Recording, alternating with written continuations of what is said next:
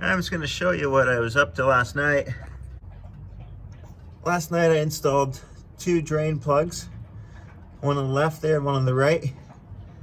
And I found out that apparently when Tufftorq designed these transaxles that everybody loves to hate, apparently they designed them such that they would have these two drain plugs in place. The popular story, is that for whatever reason, Deere decided to delete these.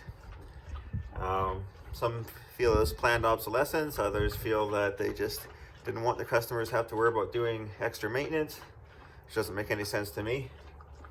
But either way, it's really hard to change the fluid in these things. What some people have been doing is they've been unbolting the transaxle, removing the vent, flipping it upside down, letting it all drain out that way. It's quite a job to do that. What I've been doing instead is I've been removing this brush guard that's here, and then removing the transaxle vent cap. And when you pull the cover cap off, there's another plug inside with the actual vent mechanism in it. And then I snake in a vacuum line and I vacuum pump out all the oil. The only thing is this is right where the ring gear sits, is behind here. And as such, you can only get a vacuum line maybe about 3/4 of the way down. So there's some of the oil that always gets left there. What I also didn't realize until I actually looked at a parts breakdown of this thing is that there's two separate sumps. They are joined up top. They have a free flow design, but the bottom half of them at least is completely separated. The significance of this, of course, is that when you pump out the old fluid, you're only getting at most half, and because I can only get 2/3 of the way down on the one side here, I'm getting less than half. I've had this tractor on a 50 to 100 hour fluid change interval. Definitely more than that's recommended, but I mean, we use this thing very, very hard, and it is still going. It is definitely groaning. Its days are numbered, but you know, our neighbor who just pulls a little cart and cuts the lawn only got 300 hours on his. He's got the same machine as us. We're at 450 so far. So it's definitely been worth it. Generally, if it's just pulling a cart, cutting the lawn, I go every 100 hours between oil changes. And but when it's working real hard like this, I'll do an oil change every 40 or 50 hours. For the past couple of years, I've been using this product right here. Motomaster is just the brand name of one of our local chain stores, Canadian Tire. They produce, you know, probably better than Walmart, but you know, it's just a sort of a general standard quality product. But anyways, I've been using this product here, and it's a synthetic 550. This is what Tufftorq will tell you to use if you talk to them directly for our specific transaxle, our version of the K46. And this is what I just switched to. I just filled last night with the Lucas 1060. I have a lot of faith in Lucas products. Like Redline, I believe they are definitely a step above the others. To make life a little bit easier, this is a dipstick I made a while ago. I just used a piece of TIG rod. And any type of metal rod will work fine, but if you got a TIG welder, that comes in handy. And then I hammered a flat on here. And this flat starts at 37 mils, goes up to 42 mils. Somewhere in there is where they want the oil level to fall.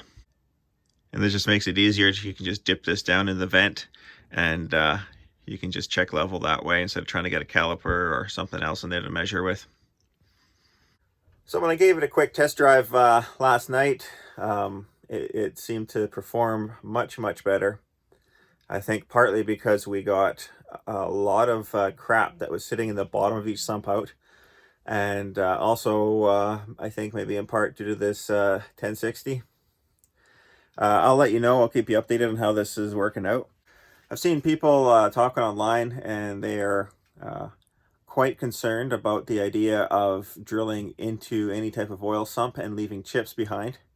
That's definitely something that you want to watch out for. I've done this type of thing a lot of times on various mechanical devices, vehicles, tractors, and I've never had a problem yet. One of the things that I like to do, if possible, is I actually like to get the oil warmed up first, get whatever sludge and junk might be in there in suspension, and then quickly put the thing up on jack stands and drill through it with the oil in. What I've found is that as you start to break through with your drill bit, at that very second when you start to break through, the oil starts running down the bit, and it basically flushes the hole as you drill. It's very messy, yes, but it is effective. It works. On something like an aluminum transaxle, that aluminum housing, you can't easily drag a magnet in there or anything. So the other option, of course, is you can just pull the whole thing apart. This does not have a pan you can drop off the bottom. If you drop the bottom pan off, from what I understand, a lot of the components inside will fall out with it. The pan is actually a retainer. When I'm drilling into an oil pan or anything that's going to be really messy like that, I just use an air drill. It doesn't matter really what you spill on these things. They're fine. They're great. And it's a lot nicer than getting a cordless battery operated drill or something like that all messed up. Yeah. The plugs I ended up using are these little 3/8 guys. I initially had bought a bit of a larger 1/4-inch pipe plug. I just didn't feel that there was enough material in the boss to put that in. That's something that when I pull this apart one day and I pull the case off, I might upgrade to a little bit of a larger plug. Once I can see on the inside for sure, that would be okay. I did not want to make that assumption right now. So I ended up with these little 3/8 fine thread plugs. I believe the fine thread on 3/8 is 24 threads per inch, I think. So anyways, they worked out great. They worked fine. And I used a bit of a high temperature thread sealant. I use that on a lot of stuff. I'm not a big fan of Teflon tape in applications that have high heat or small threads. So this is an application where there is small threads for sure.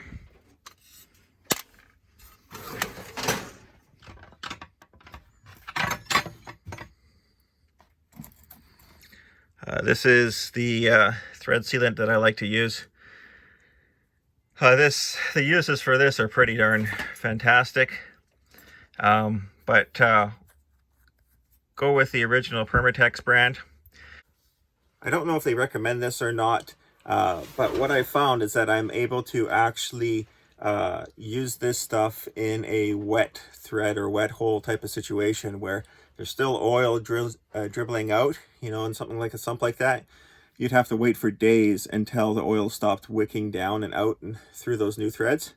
And I found that this will actually hold in that type of application.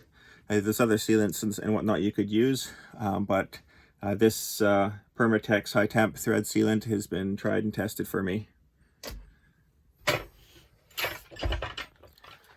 So anyways, yeah, that's a quick rundown of the project, and I'll keep you updated as to what I think of it. And but I think we're good. Somebody here is saying we better get to work. Yeah, I know. Morning hours are dwindling, aren't they?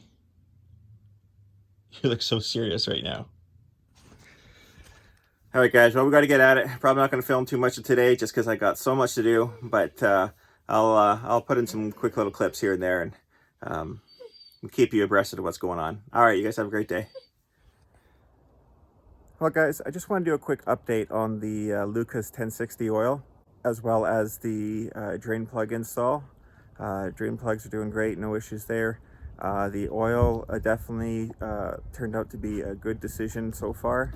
Obviously, there is a bit of a fine line you got to walk between the pumpability versus the viscosity when it gets warm. I probably would not recommend starting off with a 1060. I would recommend you run at 550 in your K46 until it gets to the point where you're starting to notice a drop of power when it warms up. To give you an idea, just sort of ballparking some performance figures. With 450 hours on the clock, this tractor was basically starting off its day at about 60% of its new power. You know, so it only had about 60% of what it came off of the showroom floor with. By the end of the day, or even by actually about an hour or so, once that transaxle would really get warmed up, that transaxle just started to lose a lot of power. It would be down to maybe about, say, 25%. Now we're starting off right up around 100% when it's cold in the morning, and I've just run this thing now for about 3 hours straight. It's probably around 75%.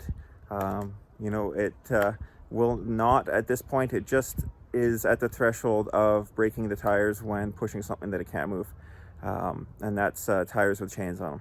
So I'm certainly pleased with what we've got here. Long-term durability should be improved, but we'll see, and I'll definitely keep you guys informed.